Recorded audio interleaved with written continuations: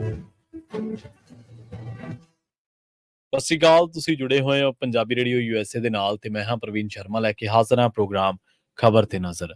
ਖਬਰ ਤੇ ਨਜ਼ਰ ਪ੍ਰੋਗਰਾਮ ਦੇ ਵਿੱਚ ਕਈ ਅਹਿਮ ਤੇ ਕਈ ਖਾਸ ਖਬਰਾਂ ਨੂੰ ਲੈ ਕੇ ਚਰਚਾ ਕਰਨ ਦੇ ਲਈ ਜੁੜ ਚੁੱਕੇ ਨੇ ਪੱਤਰਕਾਰ ਦੀਪਕ ਸ਼ਰਮਾ ਚਨਾਰਥਲ ਜੀ। ਸ਼ਰਮਾ ਜੀ, ਸਤਿ ਸ਼੍ਰੀ ਅਕਾਲ ਜੀ, ਸਵਾਗਤ ਹੈ ਜੀ ਪੰਜਾਬੀ ਰੇਡੀਓ USA ਤੇ। ਸਤਿ ਸ਼੍ਰੀ ਅਕਾਲ ਪ੍ਰਵੀਨ ਜੀ, ਸਾਰੇ ਦਰਸ਼ਕਾਂ ਨੂੰ ਸਰੋਤਿਆਂ ਨੂੰ ਮੇਰੀ ਪਿਆਰ ਭਰੀ ਸਤਿ ਸ਼੍ਰੀ ਅਕਾਲ ਜੀ। ਖਬਰ ਤੇ ਨਜ਼ਰ ਪ੍ਰੋਗਰਾਮ ਦੇ ਵਿੱਚ ਅੱਗੇ ਵਧਣ ਤੋਂ ਪਹਿਲਾਂ ਦੱਸਦੇ ਚਲੇ ਕਿ ਅੱਜ ਦਾ ਇਹ ਖਬਰ ਤੇ ਨਜ਼ਰ ਪ੍ਰੋਗਰਾਮ ਸਾਲ 2023 ਦੀ 16 ਅਗਸਤ ਦਾ ਪ੍ਰੋਗਰਾਮ ਹੈ ਤੇ ਦਿਨ ਅੱਜ ਬੁੱਧਵਾਰ ਹੈ। ਪ੍ਰੋਗਰਾਮ ਨੂੰ ਸਪਾਂਸਰ ਕਰਦੇ ਨੇ ਖਾਲਸਾ ਇੰਸ਼ੋਰੈਂਸ ਏਜੰਸੀ ਵਾਲੇ, ਜਿਨ੍ਹਾਂ ਤੋਂ ਤੁਸੀਂ ਹਰ ਤਰੀਕੇ ਦੀ ਇੰਸ਼ੋਰੈਂਸ ਲੈ ਸਕਦੇ ਹੋ। ਇੰਸ਼ੋਰੈਂਸ ਬਾਰੇ ਪਤਾ ਕਰਨ ਦੇ ਲਈ ਇਹਨਾਂ ਦਾ ਨੰਬਰ ਹੈ 408-272-2500। ਇਹ ਪਿਛਲੇ 32 ਸਾਲਾਂ ਤੋਂ ਇੰਸ਼ੋਰੈਂਸ ਦੇ ਵਿੱਚ ਸ਼ਾਨਦਾਰ ਸੇਵਾਵਾਂ ਦੇ ਰਹੇ ਨੇ ਤੇ ਅਮਰੀਕਾ ਭਰ ਦੇ ਵਿੱਚ ਇੰਸ਼ੋਰੈਂਸ ਕਰਦੇ ਨੇ। ਇਹਨਾਂ ਸੇਵਾਵਾਂ ਦਾ ਲਾਭ ਉਠਾਉਣ ਦੇ ਲਈ ਅੱਜ ਹੀ ਡਾਇਲ ਕਰੋ 408-272-2500। ਟਰਕੀਆਨਾ ਇਮੀਗ੍ਰੇਸ਼ਨ ਲਾ ਫਰਮ ਵਾਲੀ ਜੇ ਟਰਕੀਆਨਾ ਅਟਾਰਨੀ ਟਰਕੀਆਨਾ ਦੇ ਨਾਲ ਤੁਸੀਂ US ਇਮੀਗ੍ਰੇਸ਼ਨ ਬਾਬਤ ਕੋਈ ਵੀ ਸਲਾਹ ਕਰਨੀ ਹੈ, ਕੋਈ ਵੀ ਸਵਾਲ ਪੁੱਛਣਾ ਤੇ ਇਹਨਾਂ ਦਾ ਨੰਬਰ ਹੈ 4159090503। ਗੁਰਦੀਪ ਸਿੰਘ ਵਿਰਦੀ ਕਰੋਵੇ, Satnam Singh Shergill Selma, Visalia family Fresno, Mandeep Singh, Sandeep Kaur San Jose ਤੇ ਮਨਜੀਤ ਸਿੰਘ ਸੈਨ ਹੋਜ਼ੇ। ਇਹਨਾਂ ਸਾਰੇ ਹੀ ਸਪਾਂਸਰ ਦਾ ਬਹੁਤ ਬਹੁਤ ਧੰਨਵਾਦ। ਤੇ ਜੇਕਰ ਤੁਸੀਂ ਵੀ ਪੰਜਾਬੀ ਰੇਡੀਓ USA ਦੇ ਇਹਨਾਂ ਪ੍ਰੋਗਰਾਮਾਂ ਨੂੰ ਸਪਾਂਸਰ ਕਰਨਾ ਚਾਹੁੰਦੇ ਹੋ ਤਾਂ ਸਟੂਡੀਓ ਦਾ ਨੰਬਰ ਹੈ 408272 ਪੰਜਾਬੀ ਰੇਡੀਓ USA ਨੂੰ ਇਸ ਵੇਲੇ ਤੁਸੀਂ ਸੁਣ ਰਹੇ ਹੋ AM FM ਸਟੇਸ਼ਨ ਦੇ ਨਾਲ ਰੇਡੀਓ ਸੈਟ ਤੇ, ਨੈਟ ਤੇ, mobile app, social media platforms, Facebook, YouTube ਤੇ ਸੁਣ ਰਹੇ ਹੋ, ਦੇਖ ਰਹੇ ਹੋ। ਸਾਰੇ ਹੀ ਦਰਸ਼ਕਾਂ ਦਾ ਪ੍ਰੋਗਰਾਮ ਦੇ ਵਿੱਚ ਸਵਾਗਤ ਹੈ। ਸ਼ਰਮਾ ਜੀ, ਖਬਰਾਂ ਦੇ ਵੱਲ ਆਈਏ ਤੇ ਖਬਰਾਂ ਦੀ ਸ਼ੁਰੂਆਤ ਕਰੀਏ ਪੰਜਾਬ ਦੇ ਨਾਲ, ਪੰਜਾਬ ਦੇ ਲੋਕਾਂ ਦੇ ਨਾਲ ਜੁੜੀ ਇੱਕ ਬਹੁਤ ਵੱਡੀ ਤਰਾਸਦੀ ਤੋਂ, ਦੁਖਾਂਤ ਤੋਂ। ਦੂਜੀ ਵਾਰ ਹੜ੍ਹਾਂ ਦੀ ਮਾਰ ਝੱਲਣੀ ਪੈ ਰਹੀ ਹੈ ਤੇ 8 ਜ਼ਿਲ੍ਹੇ ਇਸ ਵੇਲੇ ਹੜ੍ਹਾਂ ਦੀ ਮਾਰ ਹੇਠ ਨੇ ਜੀ।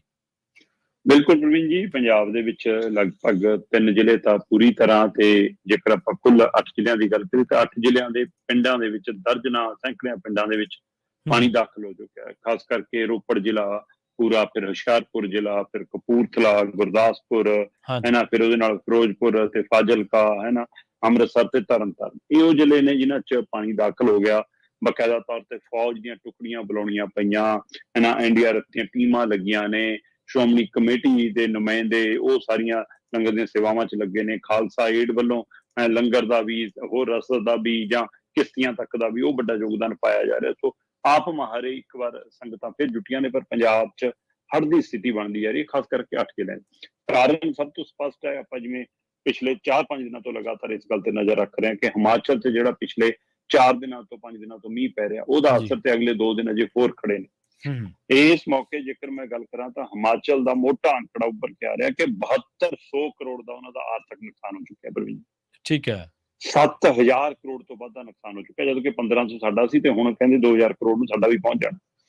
ਸੋ ਉਧਰ 327 ਤੋਂ ਵੱਧ ਮੌਤਾਂ ਹਿਮਾਚਲ 'ਚ ਇਸ ਮੀਂਹ ਕਾਰਨ ਹੋਈਆਂ ਹੁਣ ਤੱਕ। ਮਤਲਬ ਇਹ ਸਾਰੇ ਮਾਨਸੂਨ ਸੀਜ਼ਨ ਦੇ ਦੌਰਾਨ ਪਿਛਲੇ ਦਿਨੀ ਆਪਾਂ ਗੱਲ ਕਰਦੇ 24 ਘੰਟੇ 'ਚ 55 ਮੌਤਾਂ। ਸੋ ਉਸ 327 ਮੌਤਾਂ ਹੁਣ ਤੱਕ ਹੋ ਚੁੱਕੀਆਂ ਨੇ। ਤੇ 35 ਸਾਲਾਂ ਬਾਅਦ ਆਪਾਂ ਗੱਲ ਕਰ ਰਹੇ ਸੀ ਲਗਾਤਾਰ ਪਿਛਲੇ 2 ਦਿਨਾਂ ਤੋਂ ਕਿ ਭਾਖੜਾ ਡੈਮ ਔਰ ਪੌਂਗ ਡੈਮ ਦੇ ਫਲੱਡ ਗੇਟ ਵੀ ਇਕੱਠੇ ਖੋਲੇ। ਤੇ ਇਸ ਵਾਰ ਤਾਂ ਇਹ ਹੋਇਆ ਕਿ 1988 ਤੋਂ ਬਾਅਦ ਹੁਣ ਦੁਬਾਰਾ ਹੋਇਆ ਕਿ 10 ਤੋਂ 12 ਫੁੱਟ ਭਾਖੜਾ ਡੈਮ ਦੇ ਮਤਲਬ ਫਲੱਡ ਗੇਟ ਖੋਲਣੇ ਪਏ। ਤੇ ਕੱਲ ਜਦੋਂ ਕਿ ਕੁਝ ਘੰਟਿਆਂ ਲਈ ਬੰਦ ਵੀ ਕਰਨੇ ਪੈ ਗਏ ਸੀਗੇ, ਪਰ ਫਿਰ ਦੁਬਾਰਾ ਜਦੋਂ ਪਾਣੀ ਦੀ ਆਮਦ ਵਧੀ ਤਾਂ ਹੁਣ ਇਹ ਤੈਅ ਹੋਇਆ ਕਿ ਉਹਨੇ 5 ਦਿਨ ਖੁੱਲੇ ਰਹਿਣਗੇ। 2 ਦਿਨ ਪਹਿਲੇ ਲੰਘ ਲਏ, 3 ਦਿਨ ਆ ਨੇ। ਠੀਕ ਹੈ। ਸੋ 5 ਦਿਨ ਲਗਾਤਾਰ ਫਲੱਡ ਗੇਟ। ਹਾਂ, ਉਹਦਾ ਫੁੱਟ ਬਾਈਜ ਉਹਦੀ ਘੱਟ ਵੱਧ ਹੋ ਸਕਦਾ, ਪਰ ਇਹ ਹੈ ਕਿ ਫਲੱਡ ਗੇਟ ਖੋਲ ਕੇ ਰੱਖਣੇ ਪੈਣਗੇ। ਪੌਂਗ ਡੈਮ ਦੀ ਸਥਿਤੀ ਵੀ ਇਹੀ ਹੈ। ਸੋ ਇਹਦਾ ਅਸਰ ਮਤਲਬ ਕਿ ਜੇ ਆਪਾਂ ਕਹੀਏ ਕਿ ਪਿਛਲੇ 4 ਤੋਂ 5 ਦਿਨ ਜਿਵੇਂ ਹਿਮਾਚਲ 'ਚ ਲਗਾਤਾਰ ਮੀਂਹ ਵਰਿਆ ਤੇ ਅਗਲੇ 2 ਦਿਨ ਹੋਰ ਉੱਥੇ ਅਲਰਟ ਜਾਰੀ ਹੈ। ਅੱਜ ਦਾ ਦਿਨ ਭਾਰਤ ਦੀ ਸਮੇਂ ਅਨੁਸਾਰ ਅੱਜ ਸਵੇਰ ਚੜ੍ਹ ਗਈ ਹੈ 17 ਤਰੀਕ ਦੀ। ਸੋ ਅੱਜ ਦਾ ਦਿਨ ਤੇ ਕੱਲ ਨੂੰ 18 ਤਰੀਕ। ਬੇਸ਼ੱਕ ਇਹਦੇ ਵਿੱਚ ਕੁਝ ਥਾਵਾਂ ਤੇ ਉੱਤੇ ਸੰਭਾਵਨਾ ਕਿ ਮੀਂਹ ਘੱਟ ਪਵੇ, ਪਰ ਕੁਝ ਥਾਵਾਂ ਤੇ ਉਸੇ ਤਰ੍ਹਾਂ ਤੇਜ਼ ਮੀਂਹ ਦੀ ਸੰਭਾਵਨਾ ਹਿਮਾਚਲ 'ਚ। ਤੇ ਹਿਮਾਚਲ ਤੇਜ਼ ਮੀਂਹ ਦਾ ਮਤਲਬ ਮੈਦਾਨੀ ਖੇਤਰ 'ਚ ਦਰਿਆਵਾਂ 'ਚ ਪਾਣੀ ਦਾ ਆਉਣਾ, ਤੇ ਪਾਣੀ ਦਾ ਦਰਿਆਵਾਂ 'ਚ ਆਉਣਾ ਤਾਂ ਫਲੱਡ ਗੇਟਾਂ ਰਾਹੀਂ ਬਾਹਰ ਜਾਣਾ। ਤੇ ਜਿਹੜਾ ਨਹਿਰਾਂ 'ਚ ਜਾਂਦਾ ਉਹ ਤਾਂ ਗਾਂਹ ਲੰਘ ਵੀ ਜਾਂਦਾ, ਪਰ ਜਿਹੜਾ ਦਰਿਆਵਾਂ 'ਚ ਛੱਡਿਆ ਜਾਂਦਾ, ਚੋਆਂ 'ਚ ਛੱਡਿਆ ਜਾਂਦਾ, ਉਹ ਫਿਰ ਖੇਤਾਂ ਖਲਿਆਣਾਂ ਨੂੰ ਬਰਬਾਦ ਕਰਦਾ ਵੀ ਜਾਂਦਾ, ਪਿੰਡਾਂ 'ਚ ਵੀ ਮਾਰ ਕਰਦਾ ਜਾਂਦਾ। ਪਰ ਇਹਦੇ ਨਾਲ ਦੂਜਾ ਜੁੜਿਆ ਪਹਿਲੂ ਇਹ ਜ਼ਰੂਰ ਹੈ ਪ੍ਰਵੀਨ ਜੀ ਕਿ ਜਿਹੜੇ ਅੱਜ ਖੇਤ ਨੇ, ਕਿ ਉਹ ਅੱਜ ਤੋਂ 20 ਸਾਲ 30 ਸਾਲ ਪਹਿਲਾਂ ਵੀ ਖੇਤੇ ਸੀ ਦਰਿਆਵਾਂ ਦੇ ਕੰਢੇ। ਇਹ ਵੀ ਇੱਕ ਆਪਣੇ ਆਪ 'ਚ ਪਹਿਲੂ ਹੈ ਕਿ ਅੱਜ ਜਿਹੜਾ ਅਸੀਂ ਕਹਿੰਦੇ ਆ ਕਿ ਆ ਖੇਤ ਦੀ ਫਸਲ ਉਜਾੜੀ ਗਈ ਜਾਂ ਇਹ ਪਿੰਡ ਉਜੜ ਗਿਆ, ਕਿਉਂ ਦਰਿਆਵਾਂ ਦੇ ਕੰਢੇ ਆ ਕੇ ਸਾਰਾ ਕੁਛ। ਜੇਕਰ ਮਤਲਬ ਠੀਕ ਹੈ ਰੋਪੜ ਦਾ ਖੇਤਰ, ਆਨੰਦਪੁਰ ਸਾਹਿਬ ਦਾ ਖੇਤਰ ਇਹੋ ਜਿਹਾ ਪ੍ਰਵੀਨ ਜੀ ਕਿ ਜਿਹੜੇ ਉੱਪਰਲੇ ਪਿੰਡਾਂ ਦੇ ਵਿੱਚ, ਚੰਗਰ ਦੇ ਪਿੰਡਾਂ 'ਚ ਪਾਣੀ ਤੱਕ ਦੀ ਬੂੰਦ ਨਹੀਂ ਪਹੁੰਚਦੀ, ਉਹ ਇਹਨਾਂ ਦਿਨਾਂ ਦੇ ਵਿੱਚ ਫਿਰ ਦਰਿਆਵਾਂ ਦੇ ਕਿਨਾਰੇ ਆ ਕੇ ਵੱਸਦੇ ਨੇ, ਪਰ ਉਹ ਟੈਂਪਰੇਰੀ ਆਉਂਦੇ ਨੇ। ਉਹ ਤੋਂ ਬਾਅਦ ਫਿਰ ਵਾਪਸ ਆਪਣੇ ਪਿੰਡਾਂ ਨੂੰ ਮੌਸਮ ਬਦਲਣ ਤੋਂ ਬਾਅਦ ਸਰਦੀਆਂ 'ਚ ਪਰਤ ਜਾਂਦੇ ਨੇ, ਹਨਾ। ਉਹ ਇੱਕ ਵੱਖਰਾ ਪਹਿਲੂ ਆ। ਪਰ ਹੌਲੀ ਹੌਲੀ ਜਿਹੜੀਆਂ ਧਿਰਾਂ ਵੱਲੋਂ ਨਵੇਂ ਪਿੰਡ, ਨਵੇਂ ਕਸਬੇ, ਨਵੀਆਂ ਕਲੋਨੀਆਂ ਦਰਿਆਵਾਂ ਦੇ ਕੰਢੇ ਵਸਾਈਆਂ ਗਈਆਂ, ਨਵੇਂ ਉਦਯੋਗ ਲਾ ਲਏ ਗਏ, ਜਾਂ ਫਿਰ ਮਤਲਬ ਕਿ ਉੱਥੇ ਕੋਈ ਕਾਰੋਬਾਰ ਚਲਾ ਲਏ ਗਏ, ਕੋਈ ਡੈਰੀਆਂ ਖੋਲੀਆਂ, ਖੇਤ ਬਣਾ ਲਏ, ਹਨਾ, ਮੁਰਗੀਖਾਨੇ ਬਣਾ ਲਏ, ਤੇ ਹੁਣ ਪਾਣੀ ਵੜਦਾ, ਫਿਰ ਕਹਿੰਦੇ ਜੀ ਆਹ ਪਹਿਲੂ ਆ। ਸੋ ਇਹਦੇ ਉੱਤੇ ਵੀ ਗੌਰ ਕਰਨ ਦੀ ਲੋੜ ਹੈ ਕਿ ਦਰਿਆਵਾਂ ਦੀ ਥਾਂ ਮੱਲੀ ਕਿਹਨੇ ਆ, ਦਰਿਆਵਾਂ ਦੀ ਥਾਂ ਤੇ ਕਬਜ਼ਾ ਕਿਹਨੇ ਕੀਤਾ, ਇੱਕ ਇਹ ਵੀ ਪਹਿਲੂ ਹੈ। ਪਰ ਜਦੋਂ ਮੈਂ ਆਹ ਪੂਰੀ ਰਿਪੋਰਟ ਦੇਖਦਾ ਹਿਮਾਚਲ ਦੇ ਹਵਾਲੇ ਨਾਲ, ਤਾਂ ਇਸ ਵਾਰ ਹਿਮਾਚਲ 'ਚ ਕਹਿੰਦੇ ਤੈਅ ਔਸਤਨ ਤੋਂ 103% ਜ਼ਿਆਦਾ ਮੀਂਹ ਪਿਆ। ਠੀਕ ਹੈ। ਤੇ ਇਹਦਾ ਮਤਲਬ ਮੀਂਹ ਵੀ ਜ਼ਿਆਦਾ ਭਰਿਆ, ਇਹਦੇ ਵਿੱਚ ਕੋਈ ਦੋ ਰਾਏ ਨਹੀਂ ਗੀ। 103% ਤੋਂ ਜ਼ਿਆਦਾ ਮੀਂਹ ਦੀ ਔਸਤ ਰਿਕਾਰਡ ਕੀਤਾ ਜਾਣਾ। ਤੇ ਦੂਸਰਾ, ਮਾਹਿਰਾਂ ਦੀ ਰਾਏ, ਆਪਾਂ ਪਿਛਲੇ 2 ਦਿਨਾਂ ਤੋਂ ਗੱਲ ਕਰਨਾ, ਕਹਿੰਦੇ ਜਿਹੜੀ ਮਤਲਬ ਕਿ ਪੱਥਰਾਂ ਦੀ, ਉਹ ਸੜਕਾਂ ਦੀ ਬਣਾਵਟ ਹੈ, ਪੱਥਰਾਂ ਦੀ ਕਟਿੰਗ ਆ, ਉਹ ਸਹੀ ਨਹੀਂ ਹੈ, ਵਰਟੀਕਲ ਹੈ ਨਾ, ਜਾਂ ਅਸੀਂ ਉੱਥੇ ਜਿਹੋ ਜਿਹਾ ਕੁਛ ਖੜਾ ਕਰ ਲਿਆ ਕਿ ਨਵੀਆਂ ਉਹਦੇ ਅੰਦਰ ਪਹਾੜਾਂ ਨੂੰ ਕੱਟ ਕੇ ਉਹਨਾਂ ਦੇ ਅੰਦਰ ਜੀ ਅਸੀਂ ਸੁਰੰਗਾਂ ਬਣਾ ਲਈਆਂ ਜੀ, ਅਸੀਂ ਰਾਹ ਬਣਾ ਲਏ ਜੀ, ਅਸੀਂ 6 ਲੇਨ ਬਣਾ ਲਏ ਜੀ। ਸੋ ਪਹਾੜਾਂ ਦੀ ਇੱਕ ਦੂਜੇ ਜਿਹੜੀ ਪਕੜ ਸੀ, ਕਹਿੰਦੇ ਉਹ ਢਿੱਲੀ ਪਈ ਹੈ। ਇਹ ਸਾਰੇ ਪਹਿਲੂ ਨੇ। ਸੋ ਇਹ ਸਾਰੇ ਪਹਿਲੂ ਦੇ ਵਿੱਚ ਪਿਛਲੇ 2 ਮਹੀਨਿਆਂ ਤੋਂ ਜਿਹੜਾ ਇਹ ਮਾਨਸੂਨ ਸੀਜ਼ਨ ਜਾਂ ਉਹ ਤੋਂ ਪਹਿਲਾਂ ਸੀਜ਼ਨ ਚੱਲ ਰਿਹਾ, 2 ਮਹੀਨਿਆਂ 'ਚ 112 ਵਾਰ ਹਿਮਾਚਲ 'ਚ ਮਤਲਬ ਕਿ ਧਰਤੀ ਗਰਕੀ ਆ, ਜਾਂ ਧਰਤੀ ਨੇ ਆਪਣਾ ਫਾਹ ਛੱਡਿਆ। ਸੋ ਧਰਤੀ ਦਾ ਗਰਕਣਾ, ਧਰਤੀ ਦਾ ਖਿਸਕਣਾ, ਲੈਂਡਸਲਾਈਡ ਜਿਹਨੂੰ ਇਹ ਕਹਿੰਦੇ ਆ, 112 ਤੋਂ ਵੱਧ ਘਟਨਾਵਾਂ ਰਿਕਾਰਡ ਨੇ ਜੀ। ਔਰ ਉਹ ਕਿੰਨੀਆਂ ਥਾਵਾਂ ਹੋਣੀਆਂ ਜਿਹੜੇ ਰਿਕਾਰਡ 'ਚ ਨਹੀਂ ਆਈਆਂ ਅਜੇ। ਬਿਲਕੁਲ ਸਹੀ ਹੈ। ਸੋ ਇਹ ਉਹਨੇ ਜਿਹੜੀਆਂ ਰਿਕਾਰਡ 'ਚ ਆ ਗਈਆਂ। ਇਸੇ ਤਰ੍ਹਾਂ 5 ਦੇ ਕਰੀਬ ਘਟਨਾਵਾਂ ਬੱਦਲ ਫਟਣ ਦੀਆਂ ਜਿਹੜੀਆਂ ਰਿਕਾਰਡ 'ਚ ਨੇ। ਔਰ ਕਿੰਨੀ ਥਾਈਂ ਉੱਪਰ ਪਹਾੜਾਂ 'ਚ ਕਿੱਥੇ ਬੱਦਲ ਫਟਿਆ ਹੋਊਗਾ, ਜਿੱਥੇ ਤੱਕ ਪਹੁੰਚੇ ਨਹੀਂ ਹੋਈ ਹੋਣੀ, ਉਹ ਵੱਖਰਾ ਹੈ। ਬਿਲਕੁਲ ਸਹੀ। ਸੋ ਇਹ ਸਾਰਾ ਕੁਝ ਦੇ ਵਿਚਾਲੇ 2000 ਤੋਂ ਵੱਧ ਹਿਮਾਚਲ 'ਚ ਘਰ ਮਿੱਟੀ 'ਚ ਮਿਲ ਗਏ। ਛੋਟੇ ਬੜੇ 2000 ਦੇ ਕਰੀਬ ਗਿਣਤੀ ਹੈ ਉਹ ਘਰਾਂ ਦੀ, ਜਿਹੜੇ ਮਿੱਟੀ 'ਚ ਬਰਬਾਦ ਹੋ ਗਏ, ਹੈ ਨਾ। ਸੋ ਇਸ ਲਈ ਇਹ ਸਾਰੇ ਕੁਝ ਦੇ ਨਾਲ ਨਾਲ ਉੱਥੇ ਫਸਲ ਬਰਬਾਦ, ਟਮਾਟਰ ਦੀ ਆਪਾਂ ਪਹਿਲਾਂ ਗੱਲ ਕਰਦੇ ਰਹੇ ਹਾਂ ਲਗਾਤਾਰ। ਮੈਨੂੰ ਪਤਾ ਲੱਗ ਰਿਹਾ ਸੀ, ਕਹਿੰਦੇ ਕਿ ਸੇਬ ਦਾ ਇਸ ਵਾਰ ਐਡਾ ਵੱਡਾ ਨੁਕਸਾਨ ਹੋਇਆ ਪ੍ਰਵੀਨ ਜੀ, ਕਿ ਅੱਗੇ ਹਰ ਸਾਲ ਔਸਤਨ ਉੱਥੇ ਕਹਿੰਦੇ ਜੀ 3 ਤੋਂ 4 ਕਰੋੜ ਪੇਟੀਆਂ ਮਤਲਬ ਸੇਬਾਂ ਦੀਆਂ ਤਿਆਰ ਹੋ ਜਾਂਦੀਆਂ ਇਸ ਸੀਜ਼ਨ 'ਚ, 3 ਤੋਂ 4 ਕਰੋੜ। ਤੇ ਇਸ ਵਾਰ ਕਹਿੰਦੇ ਜੇ 1.5 ਕਰੋੜ ਤੱਕ ਵੀ ਪਹੁੰਚ ਜਾਵੇ ਤਾਂ ਵੀ ਬਹੁਤ ਵੱਡੀ ਪ੍ਰਾਪਤੀ ਹੈ। 1 ਤੋਂ 1.25 ਕਰੋੜ ਦੇ ਵਿੱਚ ਹੀ ਪੇਟੀਆਂ ਨਿਕਲਣ ਦੀ ਉਮੀਦ ਹੈ, ਔਰ ਉਹ 'ਚ ਵੀ ਸੇਬ ਵਧੀਆ ਨਹੀਂ। ਅੱਛਾ। ਸੋ ਸੇਬ ਦੀ ਫਸਲ ਵੀ ਬਰਬਾਦ ਹੋ ਗਈ, ਬਾਗ ਵੀ ਬਰਬਾਦ ਹੋ ਗਏ, ਟਮਾਟਰ ਦੀ ਫਸਲ ਵੀ ਬਰਬਾਦ ਹੋ ਗਈ, ਹੋਰ ਹਿਮਾਚਲ 'ਚ ਖੇਤ ਵੀ ਬਰਬਾਦ ਹੋ ਗਏ। ਤੇ ਕੁੱਲ ਕਹਿੰਦੇ ਜੀ 7200 ਕਰੋੜ ਤੱਕ ਦਾ ਨੁਕਸਾਨ ਹੋ ਚੁੱਕਿਆ। ਤੇ ਇਹ ਤਾਜ਼ੇ ਰਿਕਾਰਡ ਤੋਂ, ਇਹ ਤਾਜ਼ੇ ਅੰਕੜਿਆਂ ਤੋਂ ਪਹਿਲਾਂ 6600 ਕਰੋੜ ਦੇ ਨੁਕਸਾਨ ਦੀ ਭਰਪਾਈ ਲਈ ਹਿਮਾਚਲ ਸਰਕਾਰ ਕੇਂਦਰ ਨੂੰ ਲਿਖ ਚੁੱਕੀ ਹੈ। ਸੋ ਇਸ ਲਈ ਹਿਮਾਚਲ ਦੀ ਜਿਹੜੀ ਬਰਬਾਦੀ ਆ ਪਿਛਲੇ ਦਿਨਾਂ 'ਚ ਆਪਾਂ ਲਗਾਤਾਰ ਦੇਖ ਰਹੇ ਹਾਂ। ਸ਼ਿਮਲਾ ਦੇ ਵਿੱਚ ਹੁਣ ਵੀ ਕਿੰਨਾ ਖੇਤਰ ਖਾਲੀ ਕਰਾ ਲਿਆ, ਉਹ ਘਰ ਡਿੱਗਣ ਦਾ ਖਤਰਾ ਖੜਾ ਹੈ। ਸੋ ਅੱਜ ਦੀ ਤਰੀਕ ਦੇ ਵਿੱਚ 1000 ਦੇ ਕਰੀਬ ਵੱਡੀਆਂ ਸੜਕਾਂ, ਜਿਹੜੀਆਂ ਮੁੱਖ ਸੜਕਾਂ ਨੇ, ਉਹ ਬੰਦ ਨੇ। ਛੋਟੇ ਮੋਟੇ ਰਾਹ ਤਾਂ ਜਿਹੜੇ ਬੰਦ ਨੇ, ਉਹ ਤਾਂ ਫਿਰ ਕਿੰਨੇ ਹੀ ਜ਼ਿਆਦਾ ਹੋਣਗੇ। ਸੋ ਉਹਦੇ ਵਿੱਚ ਚਾਹੇ ਉਹ ਸ਼ਿਮਲਾ ਹੈ, ਚਾਹੇ ਅਪਰ ਸ਼ਿਮਲਾ ਹੈ, ਚਾਹੇ ਕੁੱਲੂ ਮਨਾਲੀ ਹੈ, ਚਾਹੇ ਉਹ ਚੰਬਾ ਹੈ ਨਾ, ਚਾਹੇ ਉਹ ਲਾਹੌਲ ਸਪੀਤੀ ਆ, ਚਾਹੇ ਕਨੌਰ ਹੈ, ਉਹ ਸਾਰੇ ਰਾਹ ਬੰਦ ਨੇ ਜੀ। ਤੇ ਉਹ ਸਾਰਿਆਂ ਦਾ ਅਸਰ ਵੀ। ਤੇ 5 ਦਿਨਾਂ ਤੋਂ ਜਿਹੜੇ ਫਿਰ ਫਲੱਡ ਗੇਟ ਖੋਲਣ ਦਾ ਫੈਸਲਾ ਲਿਆ, ਉਹਦਾ ਫਿਰ ਮਾਰ ਆਪਾਂ ਪੰਜਾਬ 'ਚ ਜਿਵੇਂ ਗੱਲ ਕਰਾਂਗੇ, ਉਹਦਾ ਮਾਰ ਫਿਰ ਪੰਜਾਬ ਨੂੰ ਝੱਲਣਾ ਪੈ ਰਿਹਾ। ਪੰਜਾਬ 'ਚ ਇੱਕ ਪਾਸੇ ਘੱਗਰ ਦੇ ਵਿੱਚ ਪਾਣੀ ਦਾ ਲੈਵਲ ਵੱਧ ਗਿਆ ਜੀ, ਤੇ ਘੱਗਰ ਦੇ ਪਾਣੀ ਦਾ ਲੈਵਲ ਵਧਣ ਦਾ ਮਤਲਬ ਉਹ ਫਿਰ ਬਠਿੰਡਾ ਮਾਨਸਾ ਲਈ ਇੱਕ ਵਾਰ ਖਤਰਾ ਖੜਾ ਹੈ, ਠੀਕ ਹੈ ਨਾ। ਉਧਰ ਅਜੇ ਵੀ ਮਤਲਬ ਜਿਹੜਾ ਪੰਜਾਬ ਹਰਿਆਣੇ ਦੇ ਆਖਰੀ ਖੇਤਰ ਨੇ, ਉੱਥੇ ਅਜੇ ਤੱਕ ਬੰਨ ਮਜ਼ਬੂਤ ਨਹੀਂ ਕੀਤੇ ਗਏ। ਤੇ ਜਿਵੇਂ ਤੁਸੀਂ ਵੀ ਕੱਲ ਵੀ ਗੱਲ ਕਰ ਰਹੇ ਸੀਗੇ, ਜੇ ਬੰਨ ਮੱਜੇ ਵੀ ਨੇ, ਉਹ ਪੱਕੇ ਨਹੀਂ ਹੋਏ ਅਜੇ ਤੱਕ, ਪੱਕੇ ਨਹੀਂ ਹੋਏ, ਬਿਲਕੁਲ ਸਹੀ। ਉਹ ਅਜੇ ਕੱਚੇ ਨੇ, ਇਹ ਵੀ ਇੱਕ ਪਹਿਲੂ ਖੜਾ। ਸੋ ਪਰ ਆ ਪਿਛਲੇ ਮਤਲਬ ਕਿ 3 ਦਿਨਾਂ ਤੋਂ ਜਿਵੇਂ ਫਲੱਡ ਗੇਟ ਖੋਲਣ ਤੋਂ ਬਾਅਦ ਪਾਣੀ ਦੀ ਆਮਦਾਈ, ਖਾਸ ਕਰ ਰੋਪੜ, ਹੁਸ਼ਿਆਰਪੁਰ, ਗੁਰਦਾਸਪੁਰ, ਕਪੂਰਥਲਾ, ਫਿਰੋਜ਼ਪੁਰ, ਫਾਜ਼ਿਲਕਾ, ਅੰਮ੍ਰਿਤਸਰ ਤੇ ਤਰਨਤਾਰਨ, ਇਹਨਾਂ ਦੇ ਦਰਜਨਾਂ ਪਿੰਡਾਂ 'ਚ ਫਿਰ ਇੱਕ ਵਾਰ ਪਸ਼ੂ ਖੋਲਣੇ ਪੈ ਗਏ। ਲੋਕਾਂ ਨੂੰ ਆਪਣੇ ਘਰਾਂ 'ਚੋਂ ਬਾਹਰ ਨਾ ਆਉਣਾ ਪੈ ਗਿਆ, ਟਰਾਲੀਆਂ ਭਰ ਕੇ ਉਹਨਾਂ ਨੂੰ ਬਾਹਰ ਕੱਢਣਾ ਪੈ ਗਿਆ। ਬਕਾਇਦਾ ਫੌਜ ਦੀਆਂ ਟੁਕੜੀਆਂ ਬੁਲਾ ਲਈਆਂ, ਪਿੰਡਾਂ 'ਚ ਹੈਲੀਪੈਡ ਬਣਾਉਣੇ ਪੈ ਗਏ ਜਿੱਥੇ ਪਾਣੀ ਨਹੀਂ ਸੀ ਉਹਨਾਂ ਪਿੰਡਾਂ 'ਚ, ਤਾਂ ਕਿ ਉਧਰ ਲਿਜਾ ਕੇ ਕਿਸ਼ਤੀਆਂ, ਉਹ ਸਾਰਾ ਕੁਛ। ਬੇਲਾ ਹੈ ਜੀ, ਅਨੰਦਪੁਰ ਸਾਹਿਬ ਨੂਰਪੁਰ ਬੇਦੀ ਵਾਲੇ ਖੇਤਰ ਦੇ ਆਲੇ ਪਾਸੇ ਉਧਰੋਂ, ਹੈ ਨਾ। ਸੋ ਉੱਥੇ ਬਕਾਇਦਾ ਕਹਿੰਦੇ ਕਿ ਜਦੋਂ ਪਾਣੀ ਦੀ ਆਮਦ ਵਧਣ ਲੱਗੀ ਤਾਂ 2 ਕਿਸਾਨ ਆਪਣੇ ਖੇਤਾਂ 'ਚ ਮੋਟਰਾਂ ਖੋਲਣ ਚਲੇ ਗਏ ਕਿ ਮੋਟਰਾਂ ਤਾਂ ਖਰਾਬ ਹੋ ਜਾਣਗੀਆਂ, ਪਾਣੀ ਵੜ ਜੂ ਉਹਨਾਂ 'ਚ। ਉਹ ਪਾਣੀ ਅਜੇ ਮੋਟਰਾਂ ਖੋਲਣੇ ਗਏ ਸੀਗੇ, ਜਾਣੂ ਕਿ ਪਾਣੀ ਵੱਡੀ ਮਦਾਦ 'ਚ ਆ ਗਿਆ ਤੇ ਉਹ ਫਸ ਗਏ। ਉਹ ਦਰਖਤਾਂ ਨੂੰ ਲੱਟ ਕੇ, ਤ੍ਰਿਕ ਦਰਖਤ ਤੇ ਚੜ੍ਹ ਕੇ ਉਹ 6 ਘੰਟੇ 7 ਘੰਟੇ ਆਪਣੀ ਜਾਨ ਦੀ ਮਤਲਬ ਕਿ ਮੰਗਦੇ ਰਹੇ। ਤੇ ਉਹ ਤੋਂ ਬਾਅਦ ਫਿਰ ਪ੍ਰਸ਼ਾਸਨ ਨਾਲ ਤਾਲਮੇਲ ਹੋਇਆ, DC ਨੇ ਕੋਸ਼ਿਸ਼ ਕੀਤੀ ਕਿ ਜੇ ਹੈਲੀਕਾਪਟਰ ਮਿਲ ਜਾਵੇ, ਉਹ ਨਹੀਂ ਮਿਲ ਸਕਿਆ।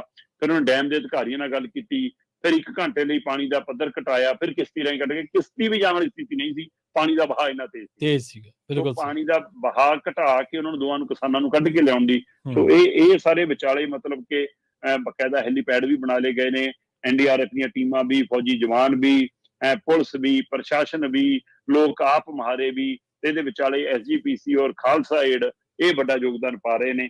ਪਰ ਪੰਜਾਬ ਦੇ ਵਿੱਚ ਇੱਕ ਵਾਰ ਫਿਰ 8 ਜ਼ਿਲ੍ਹਿਆਂ 'ਚ ਹੜ੍ਹ ਵਰਗੀ ਸਥਿਤੀ ਬਣ ਗਈ ਹੈ, ਜਿਹਨੇ ਸਮੁੱਚੇ ਪੰਜਾਬ ਨੂੰ ਔਰ ਪੰਜਾਬ ਤੋਂ ਬਾਹਰ ਵਸਦੇ ਤੁਹਾਡੇ ਵਰਗੇ ਭਾਈਆਂ ਨੂੰ ਫਿਕਰਮੰਦੀ 'ਚ ਪਾ ਦਿੱਤਾ ਹੈ। ਜੀ, ਜੀ।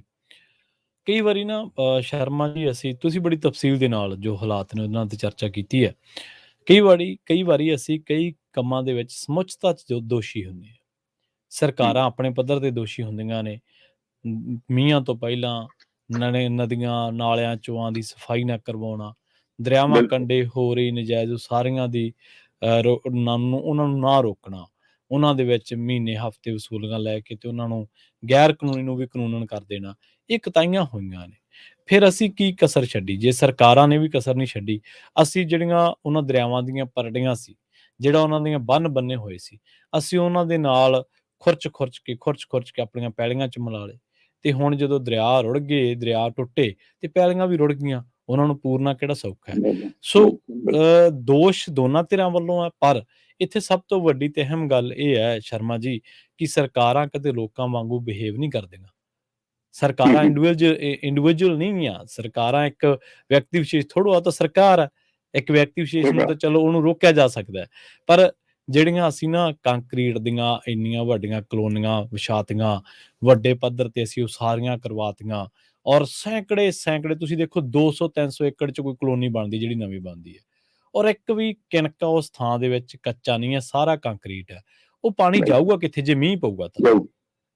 ਉਹਨੇ ਮਾਰ ਹੀ ਕਰਨੀ ਹੈ। ਸੋ ਇਹ ਜਿੰਨਾ ਨਵੀਨੀਕਰਨ ਹੋਇਆ, ਜਿੰਨੀਆਂ ਉਸਾਰੀਆਂ ਹੋਈਆਂ, ਇਹ ਕੁਦਰਤ ਪੱਖੀ ਥੋੜ੍ਹਾ ਹੈ, ਇਹ ਤਾਂ ਪੈਸਾ ਪੱਖੀ ਨੇ। ਸੋ ਇਹਨਾਂ ਨੇ ਬੜੀ ਜੀ ਬਿਲਕੁਲ ਪ੍ਰਵੀਨ ਜੀ, ਇਹ ਇੱਕ ਵੱਡਾ ਸਵਾਲ ਖੜਾ ਕਿ ਕਾਰਪੋਰੇਟ ਘਰਾਣਿਆਂ ਦੇ ਹਵਾਲੇ ਨਾਲ ਅਸੀਂ ਡਿਵੈਲਪਮੈਂਟ ਕਰ ਰਹੇ ਹਾਂ, ਅਸੀਂ ਕੁਦਰਤ ਔਰ ਮਨੁੱਖਤਾ ਦੇ ਹਵਾਲੇ ਨਾਲ ਨਹੀਂ ਕਰ ਰਹੇ। ਬਿਲਕੁਲ। ਸੋ ਇਹ ਬੜੀ ਵੱਡੀ ਤੇ ਬੜਾ ਵੱਡਾ ਤੇ ਬੜਾ ਅਹਿਮ ਸਵਾਲ ਹੈ ਕਿ ਜੇਕਰ ਤੁਸੀਂ ਨਦੀਆਂ, ਨਾਲਿਆਂ, ਦਰਿਆਵਾਂ ਦਾ ਰਾਹ ਰੋਕੋਗੇ ਤਾਂ ਉਹਨਾਂ ਨੇ ਵੜਨਾ ਕਿੱਥੇ? ਉਹਨਾਂ ਨੇ ਆਬਾਦੀ 'ਚ ਵੜਨਾ। ਬਿਲਕੁਲ ਪਾਣੀ ਆਪਣਾ ਰਾਹ ਆਪੇ ਬਣਾ ਲੈਂਦਾ ਸ਼ਰਮਾ ਜੀ, ਤੁਸੀਂ ਨਜਾਇਜ਼ ਉਸਾਰੀ ਵੀ ਕਰ ਲਓ, 100 ਸਾਲਾਂ ਬਾਅਦ ਵੀ ਆਪਣੀ ਥਾਂ ਤੇ ਪਰਤ। ਬਿਲਕੁਲ। ਸੋ ਇਹ ਬੜਾ ਵੱਡਾ ਸਰਕਾਰਾਂ ਦਾ ਰੋਲ ਹੈ, ਇਹਨਾਂ ਸਾਰੀਆਂ ਚੀਜ਼ਾਂ ਦੇ ਵਿੱਚ ਸਰਕਾਰਾਂ ਹੀ ਜ਼ਿੰਮੇਵਾਰ ਨੇ। ਗੇਟ ਖੁੱਲ੍ਹਣੇ, ਗੇਟ ਨਾ ਖੁੱਲ੍ਹਣੇ, ਸਰਕਾਰਾਂ ਪੱਧਰ ਤੇ ਫੈਸਲੇ ਨੇ। ਜਦੋਂ ਪਤਾ ਮੌਨਸੂਨ ਆ ਰਹੀ ਹੈ, ਤੁਸੀਂ ਉਨੇ ਕੁ ਗੇਟ ਖੋਲ੍ਹ ਲਓ ਜਿੰਨੀ ਗੁੰਜਾਇਸ਼ ਪਾਣੀ ਦੇ ਲਾਂਘੇ ਦੀ ਹੈਗੀ ਹੈ। ਤੁਸੀਂ ਇੰਤਜ਼ਾਰ ਕਰਦੇ ਹੋ ਕਿ ਭਾਈ ਪੂਰਾ ਖਤਰੇ ਦੇ ਲੈਵਲ ਤੱਕ ਜਾਵੇ, ਉਸ ਤੋਂ ਬਾਅਦ ਫਿਰ 8-8 ਫੁੱਟ ਅਸੀਂ ਫਲੱਡ ਗੇਟ ਚੱਕੀਏ। ਆਪਾਂ ਸ਼ਰਮਾ ਜੀ ਅਗਲੀ ਖਬਰ ਤੇ ਵੱਲ ਵਧ ਗਏ ਜੀ, ਤੇ ਗੱਲ ਕਰੀਏ ਆਪਾਂ ਮਾਨ ਸਾਹਿਬ ਦੀ। ਕਹਿੰਦੇ ਮਾਨ ਸਾਹਿਬ ਦੀ, ਜੇ ਕਿਸੇ ਹੋਰ ਦੀ ਮੈਨੂੰ ਦੱਸ ਜ਼ਰੂਰ ਦਿਓ। ਕਹਿੰਦੇ ਮੁੱਖ ਮੰਤਰੀ ਸਾਹਿਬ ਜਿਹੜੇ ਰਾਜ ਭਵਨ ਦੇ ਬਾਹਰ ਜਿਹੜੀਆਂ ਤੋਪਾਂ ਲੱਗੀਆਂ ਸੀ, ਉਹਨਾਂ ਤੋਂ ਹੀ ਡਰ ਕੇ। ਅਸਲ 'ਚ ਪ੍ਰਵੀਨ ਜੀ, ਮਾਮਲਾ ਹੈਗਾ ਜੂਨ ਮਹੀਨੇ ਦਾ। ਠੀਕ ਹੈ। ਜੂਨ ਮਹੀਨੇ 'ਚ ਪੰਜਾਬ ਦੀ ਵਿਧਾਨ ਸਭਾ ਦੇ ਵਿੱਚ ਪੰਜਾਬ ਦੇ ਮੁੱਖ ਮੰਤਰੀ ਭਗਵੰਤ ਮਾਨ ਉਹਨਾਂ ਨੇ ਇੱਕ ਟਿੱਪਣੀ ਕੀਤੀ। ਜੀ। ਉਹ ਟਿੱਪਣੀ ਸੀਗੀ, ਕਹਿੰਦੇ ਕਿ ਰਾਜ ਭਵਨ ਦੇ ਬਾਹਰ ਜਿਹੜੀਆਂ ਤੋਪਾਂ ਲਾਈਆਂ ਨੇ, ਲੋਕਾਂ ਨੂੰ ਡਰਾਉਣ ਲਈ ਲਾਈਆਂ ਨੇ। ਤੋਪਾਂ ਅਸਲ 'ਚ ਰਾਜਪਾਲ ਔਰ ਮੁੱਖ ਮੰਤਰੀ ਵਿਚਾਲੇ 36 ਦਾ ਅੰਕੜਾ। ਹਰ ਗੱਲ ਤੇ ਤਣੀ ਹੈ, ਹਰ ਗੱਲ ਤੇ ਟਵੀਟ ਹੈ, ਹਰ ਗੱਲ ਤੇ ਚਿੱਠੀ ਪੱਤਰ ਹੈ, ਤੇ ਉਹ ਇਸ਼ਕ ਮੁਸ਼ਕ ਵਾਲੀਆਂ ਚਿੱਠੀਆਂ, ਕਹਿੰਦੇ ਜੀ ਲਵ ਲੈਟਰਾਂ ਦਾ ਜਵਾਬ ਨਹੀਂ ਜੀ, ਉਹਨੇ ਉਹਨੂੰ ਤੰਜ ਕੱਸਿਆ, ਉਹਨੇ ਉਹਨੂੰ ਤੰਜ ਕੱਸਿਆ, ਮਾਈ ਸਰਕਾਰ ਮੇਰੀ ਸਰਕਾਰ ਜੀ, ਹੈ ਨਾ, ਤੇ ਮੈਂ ਜਾਊਂਗਾ ਦੌਰੇ ਤੇ, ਮੇਰਾ ਹੈਲੀਕਾਪਟਰ ਤੇਰਾ ਹੈਲੀਕਾਪਟਰ, ਇੰਨਾ ਕੁਛ ਹੈ ਇਹਨਾਂ ਦੇ ਵਿਚਾਲੇ ਕਿ ਹਰ ਗੱਲ ਉਹਨਾਂ ਦੀ ਕਿ ਲੜਾਈ ਦੇ ਉੱਤੇ ਖੜੀ ਹੈ। ਸੋ ਜੂਨ ਮਹੀਨੇ 'ਚ ਪੰਜਾਬ ਦੀ ਵਿਧਾਨ ਸਭਾ ਦੇ ਅੰਦਰ ਰਾਜ ਭਵਨ ਔਰ ਪੰਜਾਬ ਦੇ ਵਿਚਾਲੇ ਜਿਹੜਾ ਰਿਸ਼ਤਾ ਦੂਰ ਹੋ ਰਿਹਾ ਸੀ, ਉਹਦੇ ਹਵਾਲੇ ਨਾਲ ਇੱਕ ਟਿੱਪਣੀ ਮੁੱਖ ਮੰਤਰੀ ਸਾਹਿਬ ਨੇ ਕੀਤੀ ਸੀ। ਕਹਿੰਦੇ ਕਿ ਤੋਪਾਂ ਗੱਡੀਆਂ, ਕਹਿੰਦੇ ਰਾਜ ਭਵਨ ਦੇ ਬਾਹਰ, ਦੱਸ ਕਹਿੰਦੇ ਉੱਥੇ ਤੋਪਾਂ ਦਾ ਕੀ ਕੰਮ ਹੈ? ਕਹਿੰਦੇ ਉਹ ਲੋਕਾਂ ਨੂੰ ਡਰਾਉਣ ਲਈ ਲਾਈਆਂ। ਸੋ ਉਹ ਟਿੱਪਣੀ ਜੂਨ ਤੋਂ ਬਾਅਦ ਅੱਜ ਅਗਸਤ ਆ ਗਿਆ ਜੀ, ਸ਼ਾਇਦ ਸਾਰਿਆਂ ਦੇ ਮਨਾਂ 'ਚੋਂ ਭੁੱਲ ਵਿਸਰ ਗਈ ਸੀ। ਠੀਕ ਹੈ। 15 ਅਗਸਤ ਆਜ਼ਾਦੀ ਦਿਹਾੜੇ ਦੇ ਮੌਕੇ ਇੱਕ ਰਸਮ ਚੱਲੀ ਆਉਂਦੀ ਆ ਕਿ ਆਜ਼ਾਦੀ ਦਿਹਾੜੇ ਦੀ ਸ਼ਾਮ ਨੂੰ ਐਟ ਹੋਮ ਇੱਕ ਟ੍ਰੀਟ ਕਹਿ ਲਓ, ਇੱਕ ਪਾਰਟੀ ਕਹਿ ਲਓ, ਇੱਕ ਗੈਦਰਿੰਗ ਕਹਿ ਲਓ, ਇੱਕ ਮਿਲਣੀ ਕਹਿ ਲਓ, ਉਹ ਰਾਜ ਭਵਨ 'ਚ ਹੁੰਦੀ ਆ। ਰਾਜਪਾਲ ਵੱਲੋਂ ਸਰਕਾਰ ਨੂੰ, ਸਰਕਾਰ ਦੇ ਨੁਮਾਇੰਦਿਆਂ ਨੂੰ, ਪ੍ਰਸ਼ਾਸਨ ਦੇ ਅਧਿਕਾਰੀਆਂ ਨੂੰ, ਹੋਰ ਮਾਣਮੱਤੀਆਂ ਸ਼ਖਸੀਅਤਾਂ ਨੂੰ ਜਾਂ ਪਹਿਲੇ ਲੀਡਰਾਂ ਨੂੰ, ਕੁਝ ਮੰਤਰੀਆਂ ਸੰਤਰੀਆਂ ਨੂੰ, ਉਹਨਾਂ ਨੂੰ ਆਪਣੇ ਘਰੇ ਸੱਦਿਆ ਜਾਂਦਾ। ਠੀਕ ਹੈ। ਤੇ ਉਦੋਂ ਉਹ ਖਾਣਾ ਪਾਣੀ ਹੁੰਦਾ, ਇਹ ਰਸਮ ਚੱਲੀ ਆਉਂਦੀ ਆ ਲੰਮੇ ਸਮੇਂ ਤੋਂ। ਮੈਂ ਕਿਹਾ ਆਜ਼ਾਦੀ ਤੋਂ ਬਾਅਦ ਦੀ ਇਹ ਰਸਮ ਇਸੇ ਤਰ੍ਹਾਂ ਬਰਕਰਾਰ ਹੈ ਨਾ, ਠੀਕ ਹੈ। ਕਿ ਇਹ ਇੱਕ ਤਰ੍ਹਾਂ ਨਾਲ ਸਾਲ ਬਾਅਦ ਮਿਲਣੀ ਦੇ ਤਰੀਕੇ ਨੇ। ਇਹਨੂੰ ਇਹ ਐਟ ਹੋਮ ਕਹਿੰਦੇ। ਰਾਜਪਾਲ ਨੇ ਇਸ ਵਾਰ ਫੇਰ ਉਹ ਕੀਤੀ, ਤੇ ਜਦੋਂ ਕੀਤੀ ਤਾਂ ਉਹਦੇ ਵਿੱਚ ਅਫਸਰ ਵੀ ਆਏ, ਉਹਦੇ ਵਿੱਚ ਸਾਬਕਾ ਅਧਿਕਾਰੀ ਵੀ ਆਏ, ਮੌਜੂਦਾ ਅਧਿਕਾਰੀ ਵੀ ਆਏ, ਮਾਣਮੱਤੀਆਂ ਸ਼ਖਸੀਅਤਾਂ ਵੀ ਆਈਆਂ ਖੇਤਰ ਦੀਆਂ, ਸ਼ਹਿਰ ਦੀਆਂ। ਉਹਦੇ ਵਿੱਚ ਮੌਜੂਦਾ ਕੁਝ ਐਮਐਲਏ, ਕੁਝ ਮੰਤਰੀ ਵੀ ਆਏ, ਪਰ ਜ਼ਿਆਦਾਤਰ ਐਮਐਲਏ ਤੇ ਮੰਤਰੀ ਮੌਜੂਦਾ ਨਹੀਂ ਆਏ। ਠੀਕ ਹੈ। ਤੇ ਉਹਨਾਂ 'ਚ ਮੁੱਖ ਮੰਤਰੀ ਵੀ ਨਹੀਂ ਆਏ। ਮਤਲਬ ਲਗਭਗ ਮੈਂ ਪਿਛਲੀ ਦੌਰ ਤੋਂ ਦੇਖਦਾ ਆਇਆ ਕਿ ਲਗਭਗ ਮੁੱਖ ਮੰਤਰੀ ਤਾਂ ਜ਼ਰੂਰ ਜਾਂਦੇ ਹੀ ਹੁੰਦੇ ਸੀ। ਕਦੇ ਹੀ ਹੋਊਗਾ, ਕਦੇ ਜਾ ਹੋਵੇ ਨਹੀਂ, ਮੁੱਖ ਮੰਤਰੀ ਤੇ ਪੂਰੀ ਕੈਬਨਿਟ ਜ਼ਰੂਰ ਹਾਜ਼ਰ ਹੁੰਦੀ ਸੀ। ਇਹ ਇੱਕ ਤਰੀਕਾ ਰਿਹਾ ਜੀ। ਮੈਂ ਨਹੀਂ ਕਹਿੰਦਾ ਕਿ ਇਹ ਕੋਈ ਮਤਲਬ ਰਵਾਇਤ ਬਣ ਗਈ ਤਾਂ ਜਾਣਾ ਜ਼ਰੂਰੀ ਹੋ ਹੈ, ਪਰ ਇਹ ਤਾਂ ਹੁੰਦਾ ਆ ਰਿਹਾ। ਤੇ ਇਸ ਵਾਰ ਐਟ ਹੋਮ ਸਮਾਗਮ ਤੇ ਜਦੋਂ ਰਾਜ ਭਵਨ ਵੱਲੋਂ ਰਾਜਪਾਲ ਦੇ ਹਵਾਲੇ ਨਾਲ ਪੰਜਾਬ ਦੇ ਮੁੱਖ ਮੰਤਰੀ, ਉਹਨਾਂ ਦੇ ਮੰਤਰੀਆਂ ਤੇ ਉਹਨਾਂ ਦੇ ਐਮਐਲਏ ਨੂੰ ਸੱਦੇ ਪੱਤਰ ਗਏ, ਤਾਂ ਬਹੁ ਗਿਣਤੀ ਐਮਐਲਏ, ਬਹੁ ਗਿਣਤੀ ਮੰਤਰੀ ਤੇ ਬਹੁ ਗਿਣਤੀ ਉਹਨਾਂ ਦੇ ਲੀਡਰ ਨਹੀਂ ਆਏ, ਨਾ ਹੀ ਮੁੱਖ ਮੰਤਰੀ ਆਏ। ਠੀਕ ਹੈ। ਤੇ ਜਦੋਂ ਮੁੱਖ ਮੰਤਰੀ ਨਹੀਂ ਬੋੜੇ ਤੇ ਰਾਜਪਾਲ ਨੇ ਇੱਕ ਟਿੱਪਣੀ ਕੀਤੀ, ਕਹਿੰਦੇ ਮੈਨੂੰ ਲੱਗਦਾ ਰਾਜ ਭਵਨ ਦੇ ਬਾਹਰ ਜਿਹੜੀਆਂ ਤੋਪਾਂ ਲੱਗੀਆਂ ਨਾ, ਮੁੱਖ ਮੰਤਰੀ ਉਹ ਤੋਂ ਡਰ ਗਏ। ਅੱਛਾ। ਇਹ ਪੰਜਾਬ ਦੇ ਰਾਜਪਾਲ ਦੀ ਟਿੱਪਣੀ ਹੈ ਜੀ, ਕਿ ਉਹਨਾਂ ਨੇ ਅਚੇਚੇ ਤੌਰ ਤੇ ਗੱਲ ਆਖੀ। ਕਹਿੰਦੇ ਲੱਗਦਾ ਹੈ ਰਾਜ ਭਵਨ ਦੇ ਬਾਹਰ ਜਿਹੜੀਆਂ ਤੋਪਾਂ ਲੱਗੀਆਂ ਉਹ ਤੋਂ ਮੁੱਖ ਮੰਤਰੀ ਡਰ ਗਏ। ਕੀ ਇਹ ਜੂਨ ਮਹੀਨੇ 'ਚ ਮੁੱਖ ਮੰਤਰੀ ਭਗਵੰਤ ਮਾਨ ਹੋਰਾਂ ਵੱਲੋਂ ਕੀਤੀ ਗਈ ਟਿੱਪਣੀ ਦਾ ਜਵਾਬ ਅਗਸਤ ਮਹੀਨੇ 'ਚ ਦਿੱਤਾ ਕਿ ਇਹ ਉਸ ਗੱਲ ਦਾ ਜਵਾਬ ਸੀ? ਕਿਆ ਚੱਕੋ ਭਾਈ ਸੱਚੀਓ ਡਰ ਲੱਗਦਾ, ਤੁਹਾਨੂੰ ਵੀ ਡਰ ਲੱਗਦਾ, ਤੁਸੀਂ ਤਾਂ ਲੋਕਾਂ ਨੂੰ ਕਹਿੰਦੇ ਸੀ। ਸੋ ਕੀ ਇਹ ਉਹਦਾ ਜਵਾਬ ਸੀ, ਜਾਂ ਰੂਟੀਨ ਦੇ ਵਿੱਚ ਨਿਕਲੀ ਗੱਲ ਸੀ, ਜਾਂ ਇੱਕ ਤੈਅ ਸਕ੍ਰਿਪਟ ਖੇਡ ਚੱਲ ਰਹੀ ਹੈ ਦੋਵੇਂ ਪਾਸਿਓਂ? ਸੋ ਪਰ ਮੈਂ ਬਾਰ-ਬਾਰ ਇਹ ਗੱਲ ਕਰਦਾ ਕਿ ਇਸ ਲੜਾਈ 'ਚ, ਇਸ ਤੰਜ 'ਚ, ਇਸ ਚਿੱਠੀਆਂ 'ਚ, ਇਸ ਟਵੀਟ ਦੇ ਵਿੱਚ ਪੰਜਾਬ ਦਾ ਭਲਾ ਕਿੱਥੇ ਪਿਆ? ਬਿਲਕੁਲ ਬਿਲਕੁਲ। ਮਸਲਾ ਹੱਲ ਹੋਣ ਦਾ ਕਿਹੜਾ ਰਾਹ ਪਿਆ? ਇਹਦੇ ਨਾਲ ਬਣਨਾ ਕੀ ਹੈ ਕਿ ਰੋਟੀ ਖਾਣ ਆਏ ਜਾਂ ਰੋਟੀ ਖਾਣ ਨਹੀਂ ਗਏ, ਤੇ ਉਹਦੇ ਤੇ ਜਿਹੜੇ ਆ ਗਏ ਉਹਨਾਂ ਨੂੰ ਜੀ ਆਏ ਕਹਿ ਲੋ। ਉਹ ਆਪਣੇ ਤਾਂ ਇੱਕ ਆਮ ਰਵਾਇਤ ਹੈ ਕਿ ਆਏ ਦੀ ਖੁਸ਼ੀ ਨਹੀਂ ਭਾਈ, ਗਏ ਦਾ ਗਮ ਨਹੀਂ। ਹਾਂਜੀ ਬਿਲਕੁਲ। ਫਿਰ ਤੁਸੀਂ ਉਸ ਹਿਸਾਬ ਨਾਲ ਨਿਭੋ ਨਾ, ਕਿ ਤੁਸੀਂ ਸੱਦਾ ਦਿੱਤਾ, ਤੁਹਾਡੀ ਗੱਲ ਖਤਮ ਹੈ। ਜਿਹੜਾ ਆ ਜਾਵੇ ਰਾਜੀ, ਜਿਹੜਾ ਆਵੇ ਨਾ ਰਾਜੀ। ਤੁਸੀਂ ਕਿਉਂ ਉਹਦੇ ਵਿੱਚ ਤਿੰਨ ਤਿੰਨਾਂ 'ਚ ਪਏ? ਸੋ ਰਾਜਪਾਲ ਵੀ ਮੈਨੂੰ ਲੱਗਦਾ ਇਹ ਮੁੱਦੇ ਨੂੰ ਠੰਡਾ ਨਹੀਂ ਹੋਣ ਦੇਣਾ ਚਾਹੁੰਦੇ। ਉਹ ਇਸ ਲੜਾਈ ਨੂੰ ਖਿੱਚ ਕੇ ਰੱਖਣਾ ਚਾਹੁੰਦੇ ਨੇ, ਉਹ ਇਸ ਵਿਵਾਦ ਨੂੰ ਖਿੱਚ ਕੇ ਰੱਖਣਾ ਚਾਹੁੰਦੇ ਨੇ। ਪੰਜਾਬ 'ਚ ਜਿਹੋ ਜਿਹੀ ਸਥਿਤੀ ਆ ਹੜ੍ਹ ਵਾਲੀ, ਪੰਜਾਬ ਦੇ ਮੁੱਖ ਮੰਤਰੀ ਨੇ ਅਚੇਚਾ ਹੁਕਮ ਦਿੱਤਾ ਜੀ ਆਪਣੇ ਸਾਰੇ ਐਮਐਲਏਆਂ ਨੂੰ, ਸਾਰੇ ਮੰਤਰੀਆਂ ਨੂੰ, ਕਿ ਬਾਈ ਜੀ ਐਮਐਲਏ ਆਪਣੇ ਹਲਕੇ ਨਾ ਛੱਡਿਓ, ਔਰ ਮੰਤਰੀ ਉਹ ਖੇਤਰ 'ਚ ਰਿਓ, ਮੈਨੂੰ ਉੱਥੇ ਹੀ ਨਜ਼ਰ ਆਓ ਜਿੱਥੇ ਸਥਿਤੀ ਆ, ਉੱਥੇ ਜਾ ਕੇ ਕੰਮ ਕਰੋ। ਕਿੰਨੇ ਕੁ ਜਾਂਦੇ ਨੇ, ਕਿੰਨੀ ਕੁ ਰਿਪੋਰਟ ਲੈਂਦੇ ਨੇ, ਗੈਸਟ ਹਾਊਸਾਂ 'ਚ ਰਹਿੰਦੇ ਨੇ, ਧਰਾਤਲ ਦੇ ਉਤਰਦੇ ਨੇ, ਜਾਂ ਪਜਾਮਾ ਚੱਕ ਕੇ ਫੋਟੋ ਖਿਚਾ ਕੇ ਮੁੜੇ ਆਉਂਦੇ ਨੇ, ਇਹ ਆਉਣ ਵਾਲਾ ਸਮਾਂ ਦੱਸੂਗਾ। ਪਰ ਅਗਲੇ ਨੇ ਹਦਾਇਤ ਕੀਤੀ ਆ। ਸੋ ਇੱਧਰ ਰਾਜਪਾਲ ਆਪਣੀ ਰਾਜਨੀਤੀ, ਸੋ ਇਹ ਰਾਜਨੀਤੀ ਹੈ ਜੀ। ਇਸ ਰਾਜਨੀਤੀ 'ਚ ਮੈਨੂੰ ਪੰਜਾਬ ਦਾ ਭਲਾ ਨਜ਼ਰ ਨਹੀਂ ਆਉਂਦਾ। ਤੇ ਹੁਣ ਪੰਜਾਬ ਨੂੰ, ਜਾਂ ਸਵਾਦ ਲੈਣ ਵਾਲਿਆਂ ਨੂੰ, ਜਾਂ ਸੋਸ਼ਲ ਮੀਡੀਆ ਵਾਲਿਆਂ ਨੂੰ, ਕੁਝ ਮੀਡੀਆ ਅਦਾਰਿਆਂ ਨੂੰ ਇੰਤਜ਼ਾਰ ਹੈ ਕਿ ਹੁਣ ਇਸ ਦੇ ਉੱਤੇ, ਕਿ ਰਾਜਪਾਲ ਨੇ ਜਿਹੜੀ ਗੱਲ ਕਹੀ ਹੈ ਕਿ ਮੁੱਖ ਮੰਤਰੀ ਬਾਹਰ ਲੱਗੀਆਂ ਤੋਪਾਂ ਤੋਂ ਡਰ ਗਏ, ਉਹਦੇ ਉੱਤੇ ਹੁਣ ਮੁੱਖ ਮੰਤਰੀ ਦਾ ਕਿਹੜਾ ਟ੍ਰਿਬਿਊਟ ਆਉਣਾ, ਉਹਦੇ ਇੰਤਜ਼ਾਰ 'ਚ ਕਾਲੇ ਨੇ। ਸੋ ਉਹਨਾਂ ਨੂੰ ਆਪਣਾ ਪਿਆ। ਸੋ ਇਸ ਲਈ ਹੁਣ ਨਜ਼ਰ ਇਸ ਗੱਲ ਤੇ ਟਿਕੀ ਕਿ ਹੁਣ ਮੁੱਖ ਮੰਤਰੀ ਸਾਹਿਬ ਕੀ ਜਵਾਬ ਦੇਣਗੇ। ਸੋ ਉਹ ਜਵਾਬ ਜੋ ਮਰਜ਼ੀ ਆ ਜਾਵੇ, ਜੇ ਉਹਨਾਂ ਦੇ ਜਵਾਬ ਨਾਲ ਪੰਜਾਬ ਦਾ ਭਲਾ ਹੁੰਦਾ ਤਾਂ ਇੱਕ ਨਹੀਂ ਦੋ ਜਵਾਬ ਦੇ ਦੇਣ, ਤੇ ਜੇ ਰਾਜਪਾਲ ਦੀਆਂ ਟਿੱਪਣੀਆਂ ਨਾਲ ਪੰਜਾਬ ਦਾ ਭਲਾ ਹੁੰਦਾ ਤਿੰਨ ਟਿੱਪਣੀਆਂ ਕਰ ਦੇਣ, ਪਰ ਦੱਸ ਤਾਂ ਦੇਣ ਕਿ ਇਹਦੇ ਨਾਲ ਕਿਹੜੇ ਭਲੇ ਹੁੰਦੇ ਨੇ, ਕਿਹੜੇ ਮਸਲੇ ਹੱਲ ਹੁੰਦੇ ਨੇ। ਕਰਨਲ ਪ੍ਰੋਹਿਤ, ਜਿਹੜਾ ਰਾਜਪਾਲ ਪ੍ਰੋਹਿਤ ਜਿਹੜੇ ਨੇ ਨਾ ਸ਼ਰਮਾ ਜੀ, ਤੁਹਾਨੂੰ ਇਹਨਾਂ ਬਾਰੇ ਚੀਜ਼ਾਂ ਬਾਰੇ ਜਾਣਕਾਰੀ ਹੋਣੀ ਹੈ। ਤੁਹਾਡੇ ਤੇ ਪੋਟਾਂ ਦੇ ਰਟੀਆਂ ਚੀਜ਼ਾਂ ਨੇ ਇਹ। ਅਸਲ ਦੇ ਵਿੱਚ ਮੇਘਾਲਿਆ ਤੇ ਤਾਮਿਲਨਾਡੂ 'ਚੋਂ ਹੁੰਦੇ ਹੋਏ ਇੱਥੇ ਆਏ, ਤੇ ਉੱਥੇ ਇਹੀ ਵਿਵਾਦ ਰਹੇ। ਹਾਂਜੀ ਬਿਲਕੁਲ ਬਿਲਕੁਲ, ਨਿਤ ਦਿਨ ਦੇ ਕਲੇਸ਼ ਰਹੇ ਆ। ਬਿਲਕੁਲ 40 ਸਾਲਾਂ ਦਾ ਪੋਲੀਟੀਕਲ ਕਰੀਅਰ ਹੈ ਇਹਨਾਂ ਦਾ, 4 ਦਹਾਕਿਆਂ ਦਾ। ਥੋੜਾ ਨਹੀਂ ਹੁੰਦਾ, ਬਹੁਤ ਆ। ਕਿਸੇ ਸਮੇਂ ਬਹੁਤ ਹੁੰਦਾ, ਇੰਨੇ ਦਾ ਬੰਦਾ ਬਣ ਜਾਂਦਾ। ਬਿਲਕੁਲ, ਮੈਚਿਓਰਿਟੀ ਲਈ ਤਾਂ 25 ਸਾਲ ਬਹੁਤ ਹੁੰਦੇ ਆ। 25 ਸਾਲਾਂ ਦਾ ਬੰਦਾ ਮੈਚਿਓਰ ਹੋ ਜਾਂਦਾ, ਜਿਹੜਾ ਜ਼ੀਰੋ ਤੋਂ ਚੱਲਦਾ। ਪਰ ਇਸੇ ਦਰਮਿਆਨ ਜਿਵੇਂ ਤੁਸੀਂ ਕਿਹਾ ਨਾ ਕਿ ਵਿਵਾਦਾਂ ਦੇ ਨਾਲ ਪੁਰਾਣਾ ਰਿਸ਼ਤਾ ਰਿਹਾ, ਬਿਲਕੁਲ ਵਿਵਾਦਾਂ ਦੇ ਨਾਲ ਪੁਰਾਣਾ ਰਿਸ਼ਤਾ ਰਿਹਾ। ਕਈ ਕੰਟਰੋਵਰਸੀਅਲ ਸਟੇਟਮੈਂਟਸ ਵੀ ਦਿੱਤੀਆਂ ਨੇ, ਪਰ ਕੀ ਇੰਨੀਆਂ ਪੁਰਾਣੀਆਂ ਗੱਲਾਂ ਦਾ ਜ਼ਿਕਰ ਕਰਨਾ, ਕੀ ਇਹ ਜਾਇਜ਼ ਹੈ? ਕੀ ਇਹ ਰਾਜਪਾਲ ਦੇ ਜਿਹੜਾ ਅਹੁਦਾ ਉਹਨੂੰ ਸ਼ੋਭਾ ਦਿੰਦਾ ਹੈ? ਇਹਦਾ ਮਤਲਬ ਤੁਸੀਂ ਇੱਕ ਸੰਵਿਧਾਨਕ ਮੁਖੀ ਵਜੋਂ ਨਹੀਂ ਵਿਚਰ ਰਹੇ, ਤੁਸੀਂ ਇੱਕ ਸਿਆਸੀ ਸ਼ਰੀਕ ਵਜੋਂ ਵਿਚਰ ਰਹੇ ਹੋ, ਜਿਹੜਾ ਤਾਨੇ ਮਿਹਣੇ ਔਰ ਉਹ ਗੱਲ ਤੁਸੀਂ ਸੱਚ ਕਰਦੇ ਹੋ ਕਿ ਤੂੰ ਮੈਨੂੰ ਗੱਲ ਕਹਿ, ਮੈਂ ਤੈਨੂੰ ਪਿੰਡੋਂ ਕਢਾਵਾਂਗੀ। ਪੰਜਾਬੀ ਦੀ ਕਹਾਵਤ ਹੈ, ਉਹ ਤੁਸੀਂ ਗੱਲ ਸੱਚ ਕਰਦੇ ਹੋ। ਇਹ ਗੱਲਾਂ ਟਸਲਬਾਜ਼ੀ ਵਾਲੀਆਂ ਬਿਲਕੁਲ ਤੁਹਾਡੇ ਕੰਮ ਦੀਆਂ ਨਹੀਂ। ਔਰ ਜਿਵੇਂ ਤੁਸੀਂ ਕਿਹਾ, ਜ਼ਿਕਰ ਕੀਤਾ, ਠੀਕ ਹੈ ਉਹਨਾਂ ਲੋਕਾਂ ਲਈ, ਪਰ ਇਹਦੇ 'ਚ ਪੰਜਾਬ ਦਾ ਬੈਨੀਫਿਟ ਕਿੱਥੇ ਹੈ? ਇੱਕ ਅਹਿਮ ਸਵਾਲ ਹੈ। ਇਹਦੇ ਨਾਲ ਮੈਂ ਵੀ ਤੁਹਾਡੀ ਗੱਲ ਦੇ ਨਾਲ ਬਿਲਕੁਲ 100% ਐਗਰੀ ਹਾਂ। ਗੱਲ ਕਰੀਏ ਆਮ ਆਦਮੀ ਪਾਰਟੀ ਦੀ, ਇਹਨਾਂ ਦੇ ਜਿਹੜੇ ਇਨਕਲਾਬੀ ਵਿਧਾਇਕ ਨੇ ਸ਼ਰਮਾ ਜੀ, ਆਏ ਦਿਨ ਨਵੀਆਂ ਪਿਰਤਾਂ ਪਾ ਰਹੇ ਨੇ। ਲੋਕਾਂ ਨੇ ਇਹ ਬੜੀ ਉਮੀਦ ਨਾਲ ਵੋਟਾਂ ਪਾਈਆਂ ਸੀਗੀਆਂ ਕਿ ਬਦਲਾਅ ਬਦਲਾਅ ਬਦਲਾਅ। ਹੁਣ ਪਤਾ ਨਹੀਂ ਬਦਲਾਅ ਕਿਹੜੀ ਸ਼ੈ ਨੂੰ ਕਹਿੰਦੇ ਆ, ਪਰ ਹਾਲੇ ਤੱਕ ਕਿਸੇ ਵੀ ਮਸਲੇ ਦੇ ਵਿੱਚ ਉਹ ਦਿਖਿਆ ਨਹੀਂ ਰਿਹਾ, ਮਹਿਸੂਸ ਨਹੀਂ ਕੀਤਾ ਜਾ ਰਿਹਾ।